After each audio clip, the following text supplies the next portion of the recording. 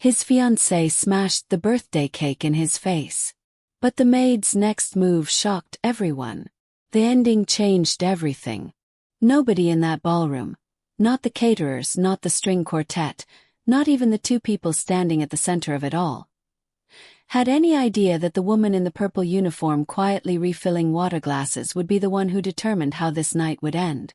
Everyone was watching the bride-to-be. Everyone was watching the cake. Nobody was watching the maid. That was her power. And in about 10 minutes she was going to use it. Hey, welcome back. Before we start, tell me, where are you watching from tonight? Drop your country in the comments. I love seeing how far this channel reaches. Tonight's story is one of the most emotional ones I've shared in a while. It's about wealth, betrayal, and the kind of quiet courage that money can't buy.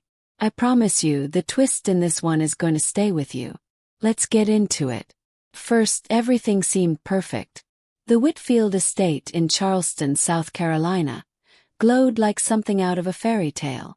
Blue and gold balloons floated toward a chandelier that had hung in that ballroom since 1932.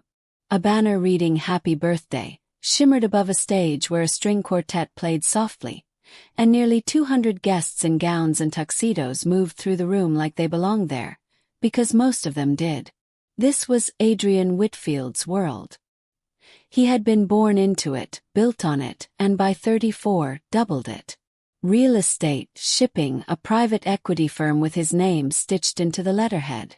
Adrian didn't just attend rooms like this. He owned them. Tonight, though, wasn't about business. It was his 34th birthday, and in 6 weeks, he was supposed to marry Vanessa Cole. Vanessa was 30 years old, sharp-featured, blonde, and impossible to ignore in a room. She'd met Adrian at a charity gala 2 years earlier, and from the outside, their relationship looked like something written by a screenwriter.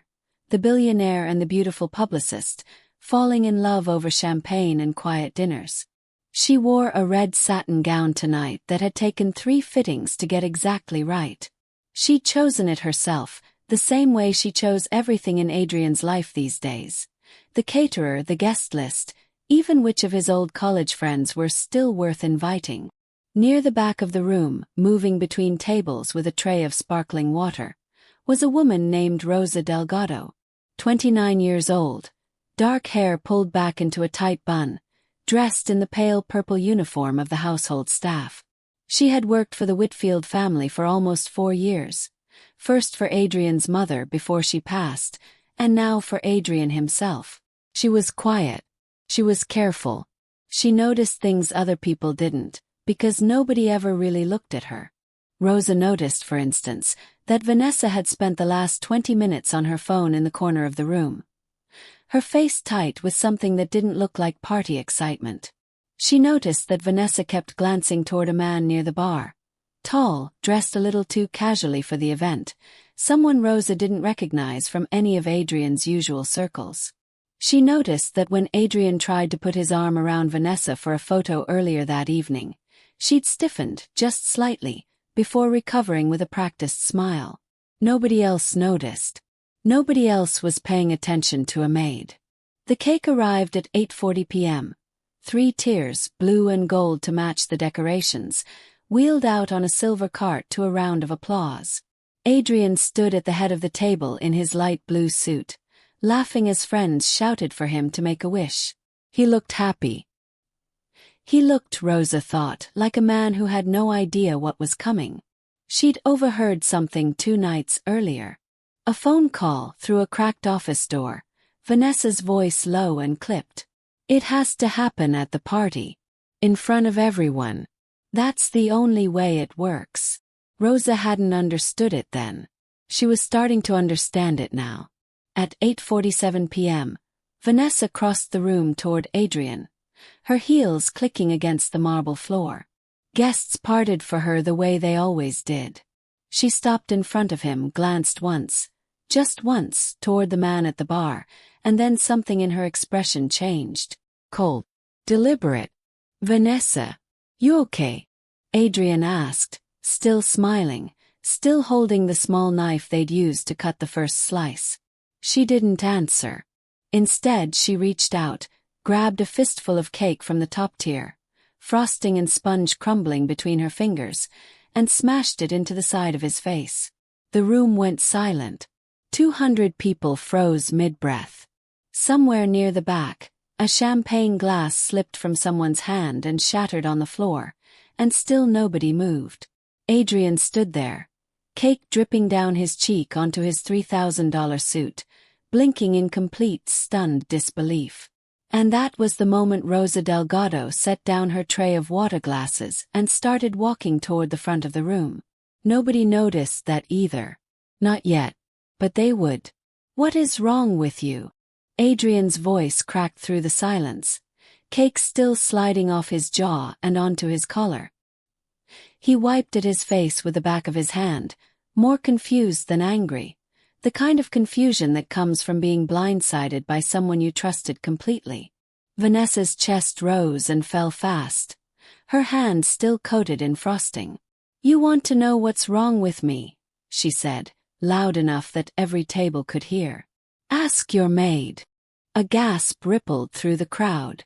Heads turned, some toward Adrian, some toward the staff scattered along the walls, searching for whichever employee Vanessa meant.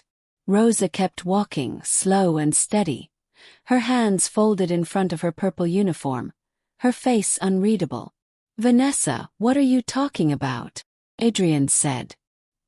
He grabbed a napkin from a nearby table and pressed it to his cheek, cake still clinging to his eyebrow. "I saw the texts, Adrian."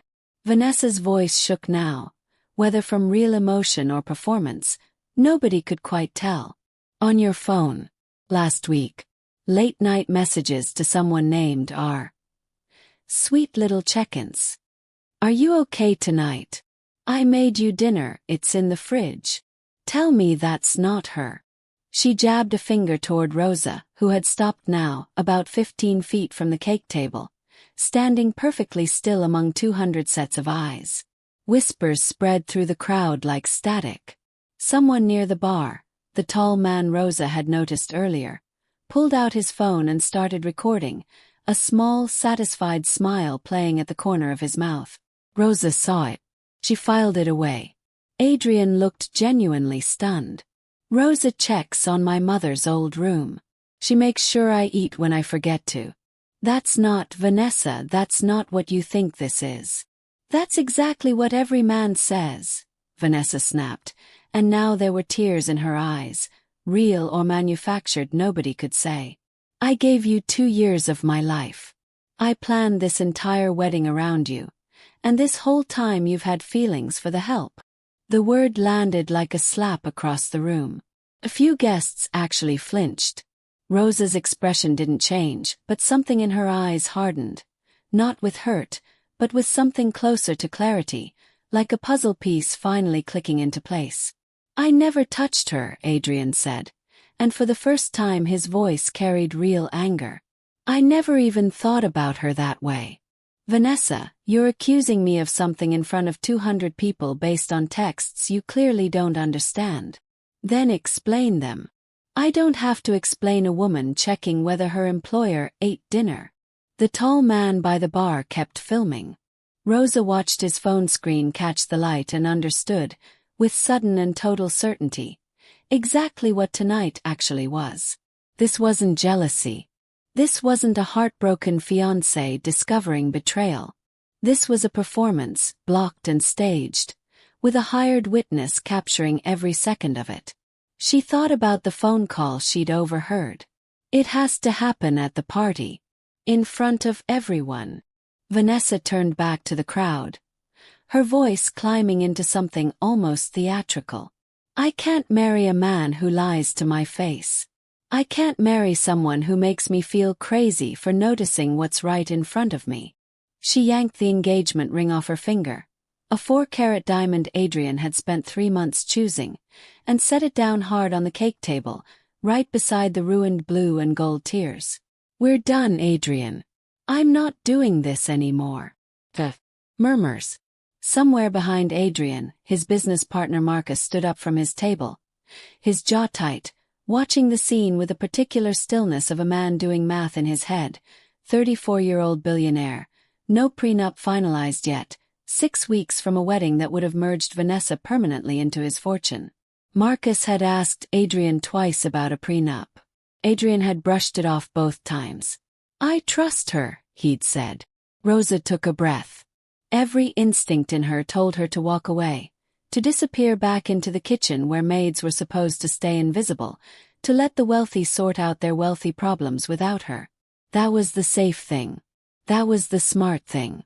But she thought about the phone call. She thought about the folder she'd found 3 weeks ago, tucked behind a filing cabinet in the guest office Vanessa used when she stayed over. A folder with bank documents that didn't belong to Adrian at all. She stepped forward.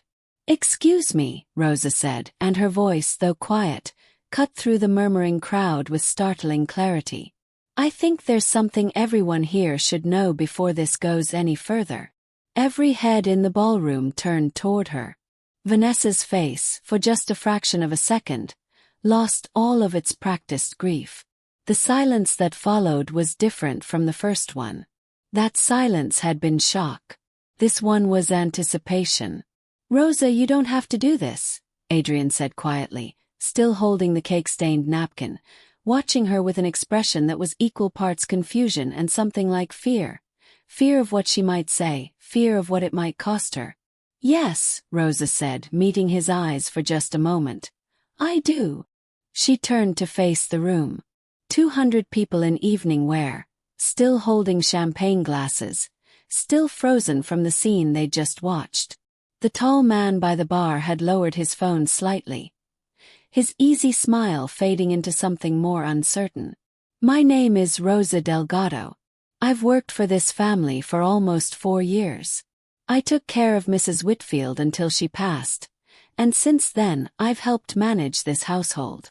She kept her hands folded, her voice steady despite the way her heart was hammering against her ribs.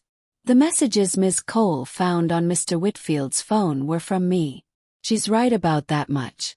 I did text him. I told him dinner was in the fridge. I asked if he was okay after a hard day at the office, because sometimes in a house this big with a family this small, somebody has to ask." A few guests exchanged glances. Vanessa's mouth opened, ready to interrupt, but Rosa kept going, her voice gaining strength with each sentence. "But that is not why I'm speaking tonight. I'm speaking because 3 weeks ago, while cleaning the guest office that Ms. Cole uses when she stays at this house, I found a folder. It had fallen behind a filing cabinet, and I only picked it up because I thought it was trash that needed to be thrown away." "Rosa." Vanessa's voice had lost all its earlier grief. It was flat now. "Warning. Inside that folder," Rosa continued, "were transfer documents, wire authorizations. 6 of them over the last 4 months, moving money out of a joint account that Ms. Cole and Mr. Whitfield opened together for wedding expenses. $240,000, moved into an account that isn't Mr. Whitfield's, and isn't a wedding vendor's." The room, if possible, went even more silent. Adrian's face had gone pale. "I didn't understand what I was looking at, so I put the folder back exactly where I found it. I didn't think it was my place to say anything. But 2 nights ago I heard part of a phone call. A woman's voice, Ms. Cole's voice, saying something needed to happen at this party in front of everyone, so that it would look a certain way." Vanessa's face had drained of color, the tears from moments earlier completely gone, replaced by something sharper, more calculating. "This is insane. She's making this up because Adrian's been sleeping with her, and now she's trying to cover for herself by inventing some ridiculous conspiracy." "I have photographs of the documents," Rosa said quietly. "On my phone. I took them the same day I found the folder, because something about it didn't sit right with me, and I didn't know what else to do." The tall man by the bar, the one who had been filming, set his drink down and began moving quickly and quietly toward the exit. Marcus, Adrian's business partner, noticed immediately and signaled to 2 of the event security staff near the door. They intercepted the man before he reached it. "Who is that?" someone in the crowd whispered. "That's Grant Ellis," a woman near the front said, loud enough for half the room to hear. He does wedding videography. I follow him on Instagram. Adrian turned slowly toward Vanessa. You hired a videographer. Tonight. For a fight you planned. Adrian, don't listen to her, she's just a maid, she doesn't know what she's talking about. She knows exactly what she's talking about, Adrian said, and his voice had gone very quiet, very still, the way a man's voice goes right before something in him breaks completely. $240,000. Where did it go, Vanessa? Vanessa said nothing. For the first time all night, she had absolutely nothing to say. The truth, once it started coming out, came out fast. Marcus, ever the businessman even in a crisis, had already pulled out his own phone and was quietly speaking to Adrian's lawyer on a video call, angling the screen so the attorney could see the unfolding scene. I need eyes on this, Marcus muttered. Now. Adrian stepped closer to Vanessa, close enough that only she and Rosa, standing nearby, could hear him clearly. 6 weeks, he said. 6 weeks from marrying you, and you've been quietly moving money out of our joint account into who knows where. Was any of this real, Vanessa? Any of it? Vanessa's composure finally cracked, but not into tears, into something colder, more honest than anything she'd shown all night. You have no idea what it's like, she hissed, being the woman who's about to marry into all this and having nothing of your own. Everything in your life has your name on it. The house, the company, the accounts. I wanted something that was mine before I signed away the next 50 years of my life to being Mrs. Whitfield. So you stole from me. I borrowed against what was already going to be ours. There is no ours yet, Adrian said. That's the whole point of a wedding, Vanessa. It hasn't happened.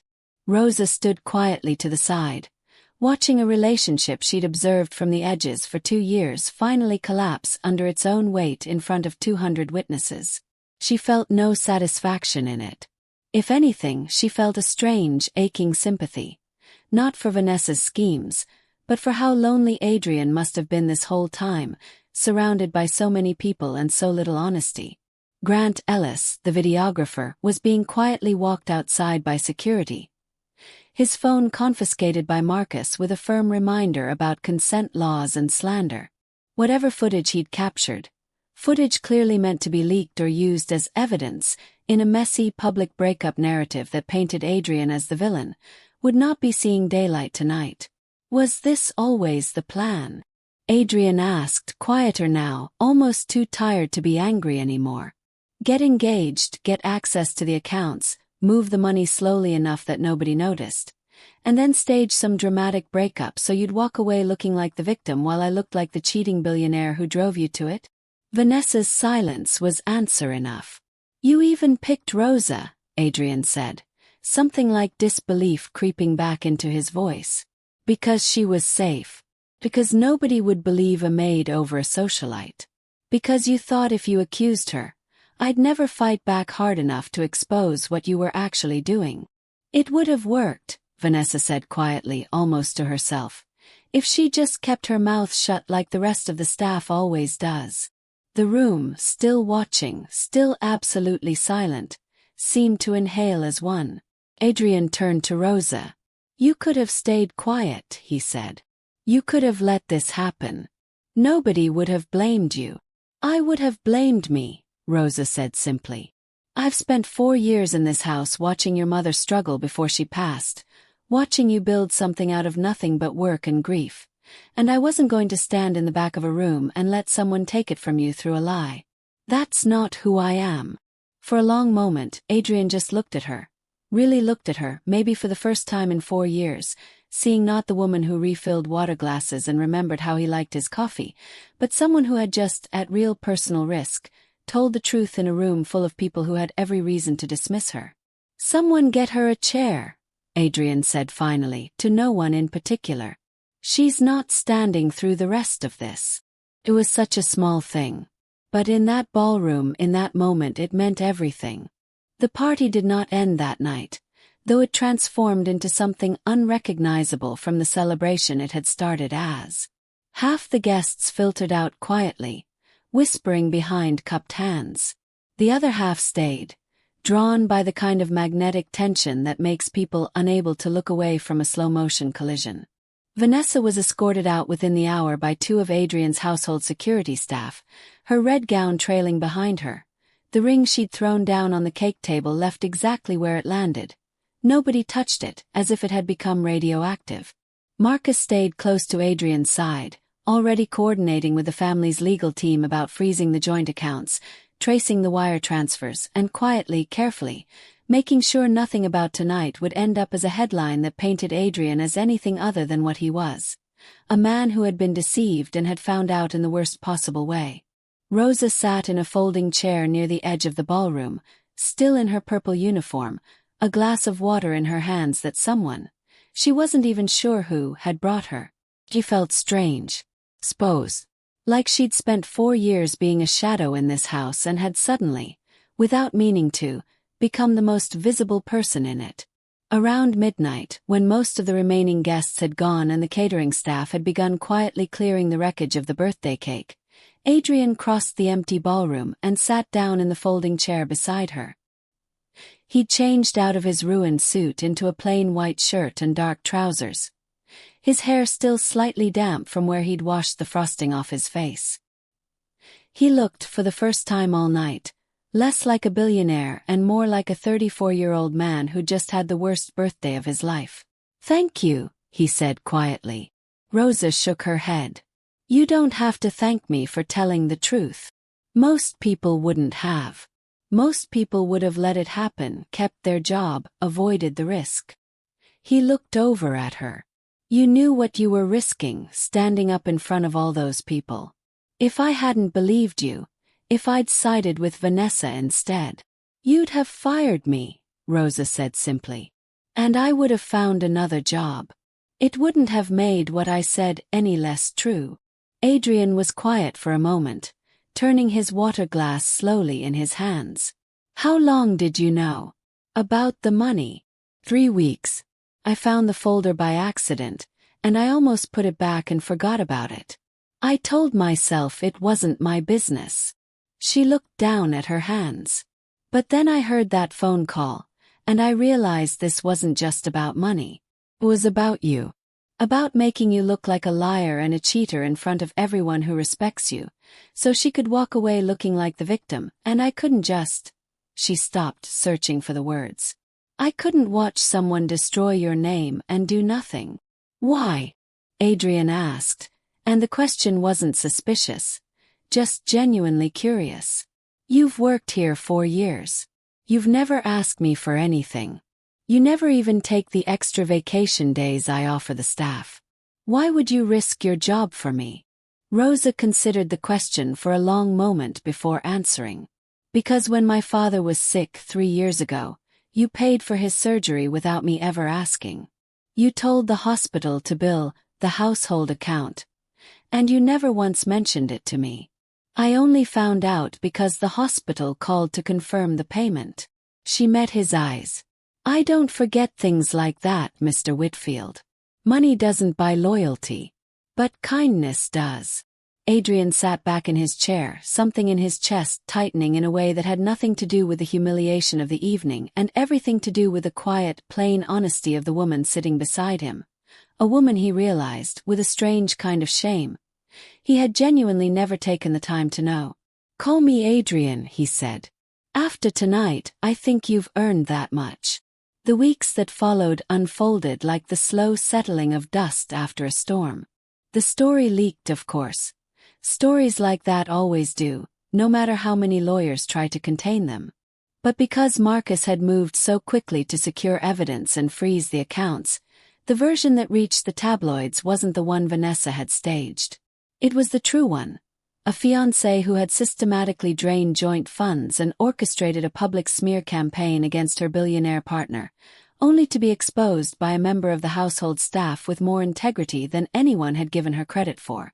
Adrian became, briefly, an object of public sympathy rather than scandal, which he found almost unbearable in its own way. He didn't want sympathy. He wanted quiet.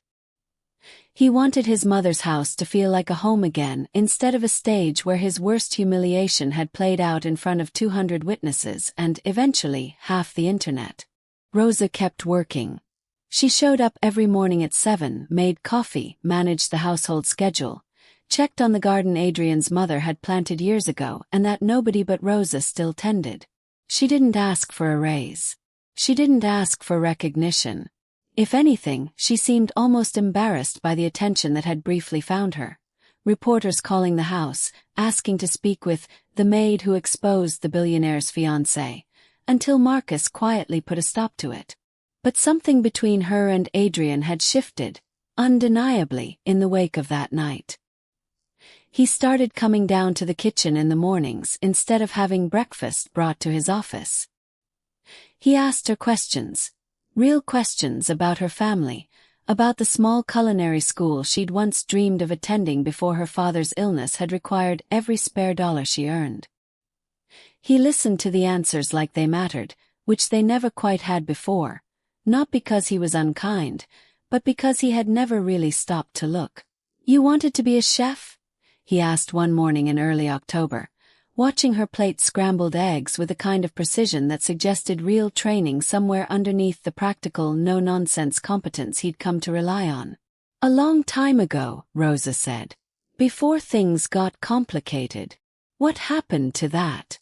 "Life happened," she said simply, without bitterness.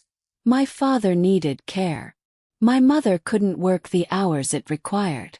I took the first stable job I could find, and it turned into 4 years, and then this house started to feel less like a job and more like—" She stopped herself.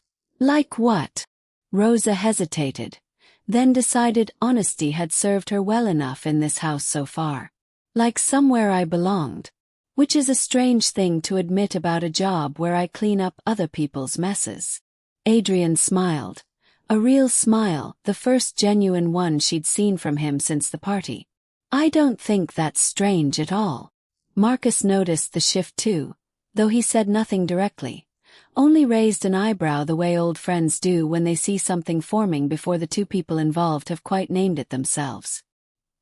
He noticed how Adrian's schedule had started clearing earlier in the evenings. He noticed how Rosa, usually so careful to remain invisible, had started laughing more easily in the kitchen, her guard coming down inch by inch.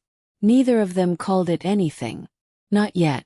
It was too soon, too complicated, too tangled up in the wreckage of a very public, very painful ending. But something quiet and real was growing in the space where Vanessa's schemes had once lived. Something built not on staged performances or hidden bank transfers, but on 4 years of small, unnoticed kindnesses finally being seen.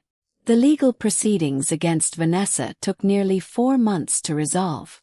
In the end, she pleaded to a reduced set of charges in exchange for repaying the full $240,000, avoiding a lengthy fraud trial that neither side particularly wanted playing out in the press.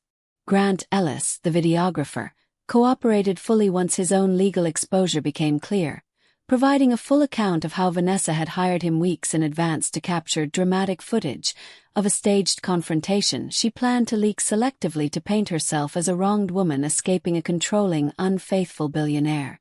Adrian read the final settlement documents alone in his study one evening in late January, the fireplace crackling softly, and felt none of the anger he'd expected. Mostly he felt tired. Tired of a relationship that had, in hindsight, never been built on anything real. Tired of realizing how easily he'd been fooled by someone who understood exactly which parts of himself to flatter and which parts to exploit. Rosa found him there around 9 that evening, bringing in a tray with tea she hadn't been asked to make, the way she often did now when the house felt too quiet. "You don't have to keep doing that," Adrian said, though he was smiling as he said it. "I know," Rosa said, setting the tray down anyway. "I want to."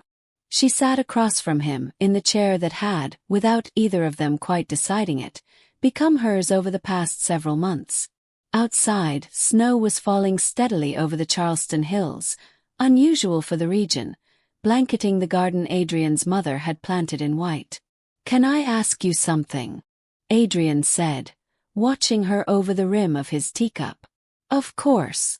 Why didn't you ever tell me before that night that you thought something was wrong with Vanessa? You said you noticed things. The phone calls.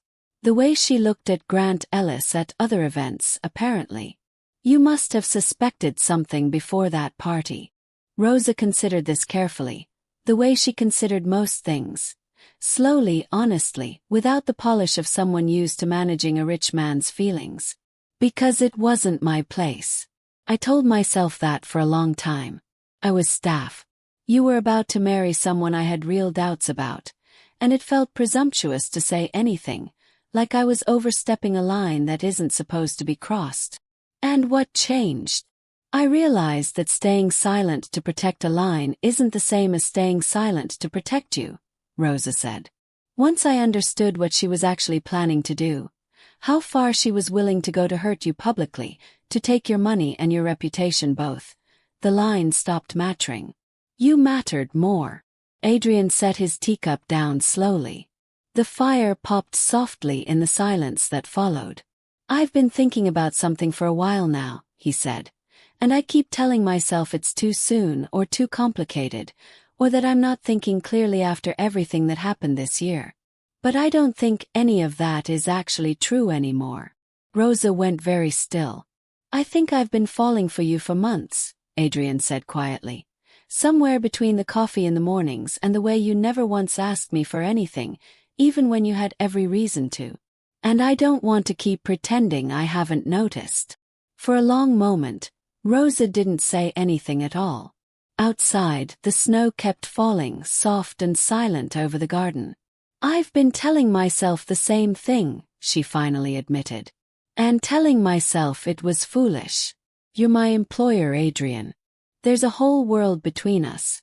Money, status, everything Vanessa cared about that I never had. None of that ever mattered to you, Adrian said. That's exactly why it matters to me. What followed was not a whirlwind romance. Not the kind of dramatic, cinematic love story tabloids might have wanted to print. It was slower than that, more careful, built with the same quiet deliberateness that had defined Rosa's entire presence in that house for 4 years. They didn't announce anything. They didn't need to. Marcus noticed, of course, the way old friends always notice these things. The two of them cooking dinner together some evenings instead of Rosa serving and Adrian eating alone in the dining room. The way Adrian had started asking Rosa's opinion on business decisions she had no formal reason to weigh in on but often, quietly, had better instincts about than half his executive team. You're happier, Marcus told him one afternoon in March, watching Adrian go over quarterly reports with an ease that had been entirely absent the previous autumn. I am, Adrian admitted. Because of her. It wasn't a question, but Adrian answered it anyway. Because of her. Rosa, for her part, finally enrolled in the culinary program she'd abandoned years earlier when her father's illness had made it impossible. A decision Adrian had encouraged for months before she finally agreed, on the condition that she pay her own tuition, refusing to let their relationship become one where she felt indebted rather than equal. It mattered to her, more than Adrian fully understood at first, that whatever grew between them be built on something other than his money. She had watched what that kind of imbalance had done to his last relationship. She wasn't going to repeat it. You could let me help, Adrian said one evening, watching her go over textbooks at the kitchen island, exhausted after a full day of household work followed by evening classes. I know, Rosa said, not looking up from her notes. But I need this to be mine. Just like the pastry chef position I'm going to earn one day. I need it to be something I built myself, not something that was handed to me because of who I'm with. Adrian understood that better than most people would have. He'd spent his whole life inheriting things. A company, a fortune, a name that opened doors before he'd even walked through them. There was something almost humbling about watching Rosa insist on building her own path, brick by brick, refusing every shortcut he offered. By early summer, she'd left the household staff position entirely, not because anything had gone wrong, but because it no longer made sense, not when she was spending 3 nights a week in culinary classes and the rest of her time as something closer to Adrian's partner than his employee. He hired a new household manager, a kind older woman named Diane who Rosa herself helped train, making sure the garden Adrian's mother had planted would still be tended with the same care it always had been. "It feels strange," Rosa admitted one night in June, sitting on the back porch overlooking that same garden, now in full summer bloom. "Not being staff here anymore. This house was the first place that felt stable after everything with my father. I keep waiting to feel like I don't belong." "You belong here more than anyone I've ever known," Adrian said. "You always have. It just took the rest of us a while to see it clearly." She leaned her head against his shoulder, watching the last of the evening light settle gold over the garden her hands had tended for 4 quiet, unnoticed years. The proposal, when it came, wasn't staged in front of 200 people at a lavish ballroom event. Adrian had learned that lesson the hard way. And besides, it wasn't who either of them were. It happened on a Tuesday evening in late September in the garden itself, just after Rosa had come home from her final culinary exam. An exam she'd passed with the highest marks in her class, a fact she'd tried, in typical Rosa fashion, to downplay entirely until Adrian had practically insisted on celebrating properly. He'd asked Diane to set a small table among the flower beds his mother had once planted, string lights woven through the branches of the old magnolia tree that had stood in that yard for over 60 years. No guests, no photographers, no performance for anyone but the two of them. "I know this isn't the kind of thing you'd want a big fuss over," Adrian said, once dinner had settled into that comfortable, easy quiet that had become so familiar between them over the past year, "so I'm not going to make a production of it." He reached into his pocket and set a small box on the table between them. Plain, understated, nothing like the 4-carat diamond that had once sat abandoned on a cake table in front of 200 witnesses. "I picked this one myself," he said. "No stylist, no jeweler consultant, none of that. Just something I thought you'd actually want to wear." Rosa opened the box slowly. Inside was a simple gold band, modest, elegant, with a single small emerald set into it. Her mother's favorite stone, something Rosa had mentioned once, almost in passing months earlier, and hadn't realized Adrian had remembered at all. "Rosa Delgado," Adrian said. "You walked into this family's life 4 years ago and quietly held it together through more than anyone ever gave you credit for. You told the truth when it would have been so much easier not to. You built your own path instead of taking the one I tried to hand you. And somewhere along the way, without either of us meaning for it to happen, you became the person I can't imagine building any kind of future without." He paused. "Will you marry me?" Tears gathered in Rosa's eyes. Not performed, not staged for any camera, just real and quiet and overwhelming in the golden evening light. "Yes," she said, her voice barely above a whisper. "Yes, of course." There was no cake to smash. No hired videographer catching every angle for the wrong reasons. Just 2 people, in a garden that had seen loss and grief and betrayal, finally finding something honest to hold on to. Marcus found out the next morning, when Adrian, grinning in a way his oldest friend hadn't seen in years, showed him a single photo of Rosa's hand resting on the garden table, the small emerald ring catching the morning light. "About time," Marcus said, laughing, pulling Adrian into a hug. "I was starting to think you two would circle each other forever." "She's worth waiting for," Adrian said simply. "She always was. I just needed a year like the last one to actually see it." They were married the following spring, in that same garden, under the same magnolia tree where Adrian had proposed. It was a small wedding, 40 guests instead of 200, no elaborate cake tiers, no string quartet performing for a crowd more interested in status than sentiment. Just close family, a handful of real friends, and Diane standing near the back with tears in her eyes, watching the woman she'd once worked alongside become the lady of the house in the truest sense of the word. Not through inheritance or manipulation, but through years of quiet, unglamorous integrity finally being recognized. Rosa wore a simple ivory dress, nothing like the red satin gown that had once dominated that ballroom a year and a half earlier. Her mother, flown in from Texas for the occasion, cried through the entire ceremony. Her father, fully recovered thanks to a surgery Adrian had quietly paid for years before either of them had imagined this future, walked her down a short garden aisle lined with the same flowers his mother had once tended. Adrian, waiting at the end of that aisle, thought about the birthday party that had started this entire chapter of his life, the cake smashed into his face, the humiliation of standing in front of 200 people while his fiancée accused him of something that wasn't true, all of it orchestrated by someone who had seen him only as an asset to be extracted, never as a person to be known. And then he thought about Rosa, standing quietly at the edge of that same room, choosing, at real personal risk, with nothing to gain and everything to lose, to tell the truth anyway. That was the moment he realized now that had actually changed everything. Not the cake, not the scandal, not even the money that had been stolen and eventually returned. It was one woman's quiet decision to do the right thing when silence would have been so much easier, so much safer.